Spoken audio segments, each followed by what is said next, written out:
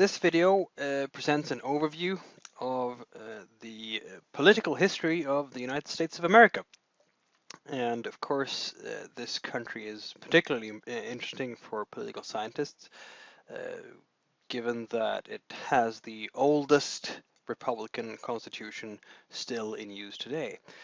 So let's go over some of these formative processes that have been really important in American political history. I'm going to start with the creation of the nation and the state. The United States adopted the Constitution in 1787, and of course this was a formative moment. This was the time when the United States became self-governing, became independent from its former colonial masters in the United Kingdom. And this process of independence really informed the political system that was created at that time, and also the self-image, of course, of America as a nation, but particularly the founding fathers designed the system in such a way as to stay clear from the problems that they had perceived in the British political system. So this is why you see that the American political system was designed with the principles of checks and balances. It was a very, very great concern for the founding fathers. The concentration of powers in only one, in the hands of the monarch. This was what they were worried about. So this really informed this abuse of power as the American founding fathers saw it. The abuse of powers at the hand of the king in England, a king far away. This was what they were worried about, and this really informed the system they set up, the constitution they set up, but has also arguably been part of the relationship towards the state. In the political culture, Americans are often skeptical towards state power, and you can arguably set up a bit of a continuum here in relation to the state. Be cautious of the power of the state because it can be abused and so on. Very much part of American political culture. The United States was also forged through wars. The Revolutionary War, of course, the War of 1812, but also the war with itself, the Civil War, the biggest single crisis the United States has ever faced. And it led to increased centralization. And it led to, in terms of how Americans identify, a shift in identification. So before the Civil War, Americans identified, generally speaking, with the state. So they were Virginians first, or North Carolinians first, and Georgians first. And now, after the Civil War, there was a change in identification. Americans first, and then New Yorkers or New Englanders and so on. And also you will see this in the shift from how the United States as an entity was spoken about, away from these United States to the United States. So it actually moved the country towards increased centralization and had a fairly profound effect on how the American nation was perceived by Americans. The role of religion and government, of course, has been quite unique in the formation of the United States. It was based on a group of people, many of which had been persecuted Christians in Europe. And when they went to the 13 colonies, of course, persecution was fresh in their minds. It was part of their history and legacy and heritage, and this is something that they wanted to avoid. So when the United States was formed, it was really important to prevent the state, the American state, from doing from treating Christian groups the same way over again. And so the separation of church and state was instituted from the get-go, really, to prevent repeated persecution. In the United States, this has been part of the build of part of the constitutional order from the very beginning. The Industrial Revolution, of course, highly important for the United States, effectively created the basis for its current wealth, its current economic strength.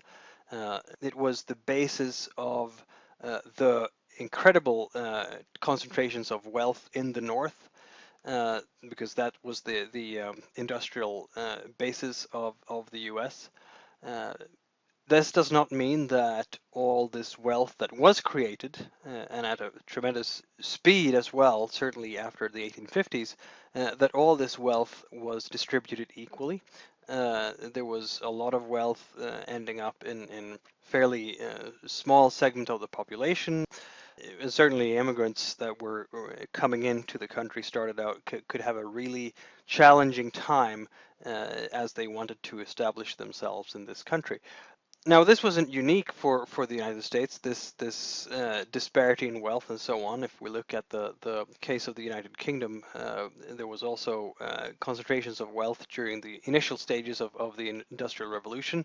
And of course, the conditions for workers were not always very nice.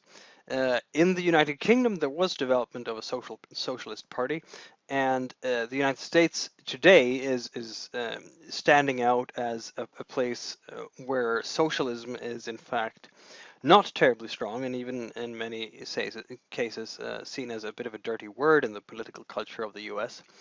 What's interesting here is that there were actually powerful unions in the United States. They had the Knights of Labor. Uh, this was in the late 1800s, but through a range of instances, the unions, the powerful unions of the late 1800s were defeated by the early 1900s. And so, because they were defeated, and of course because of the role of the United States during the Cold War, these this is why there was never a powerful socialist party in that sense. So you will find powerful socialist parties in countries that have had also powerful unions, and as the union movement of the United States was effectively defeated by the early 1900s, the potential for forming a strong socialist party was also undermined.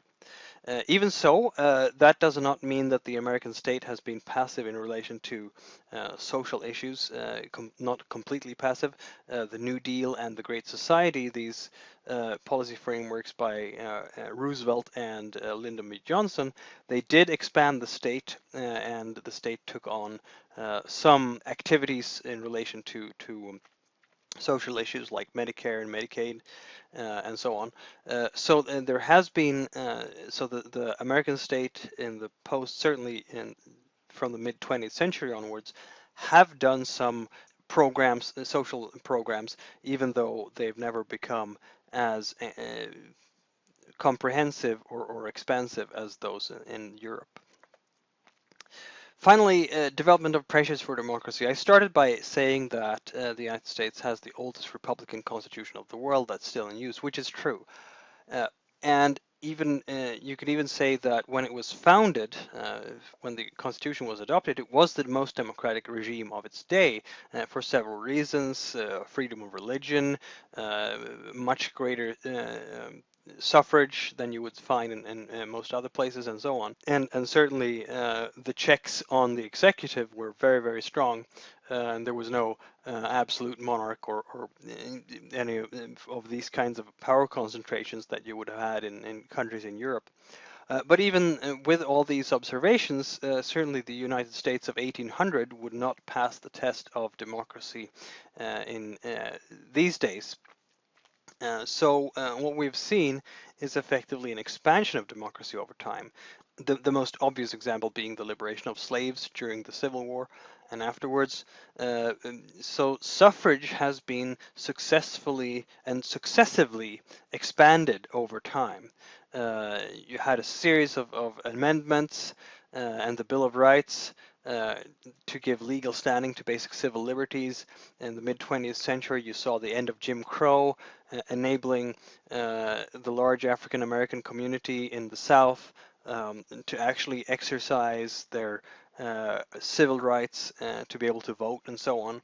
Um, and certainly in the early 20th century, also women's suffrage and expanding suffrage from only men who owned property to all men and so on. So in a range of different identities, class-based or by race or by gender, we see over time that suffrage and the right of voting is expanded from the state of 1800 to what we have today. And also clarification of the relationship between the state and federal governments. All this done, of course, because of struggles from minorities that have felt excluded, whether working class, whether racial groups that have been under oppression or because unequal gender relations. So a series of struggles from different civil rights groups that successfully managed to expand the suffrage and move the country in a more democratic direction, the result of which we can see today. So this is an overview then of the different pressures that has occurred over the American political system over time. Now, what's interesting here is that we can actually talk about the U.S. Political history as a case of political evolution, but with a very, very strong regime. Uh, it's still using the same constitution that was adopted when it became an independent country. This constitution has been amended, it has been adapted to fit how citizens have felt that a democracy should work. So it has been continuously adapted to fit contemporary political needs, but it's the same constitution. And note here, several wars, including a civil war that was a really great crisis, but even that did not end the constitution. And compared to other countries, say France or Germany or Japan, that have had many changes in regime over the last 200 years, um, we have to say that the American regime has been incredibly resilient, incredibly adaptable in comparison to what has happened in many, many other countries. So this is really a case, even with the type of crisis like the Civil War, of political evolution and incredible flexibility that the founding fathers designed, and that into the Constitution. And that really means that we can rightly speak of the United States political community and political order as a quite unique one in international perspectives. And that was an overview of the American political system, and I hope you found it useful.